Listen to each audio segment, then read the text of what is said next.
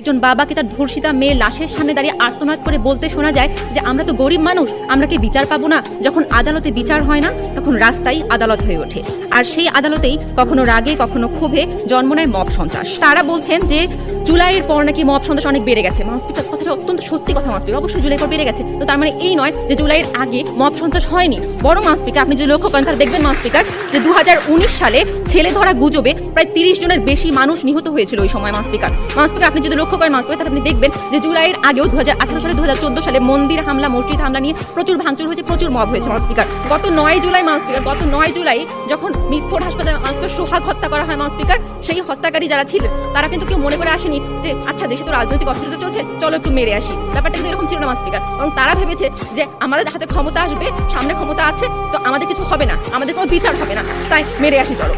মাউসপিকার আপনি যদি লক্ষ্য করেন মাউসপিকার তাহলে আপনি দেখবেন যে প্রতিনিয়ত আমাদের দেশে আগেও রাজনৈতিক কারণে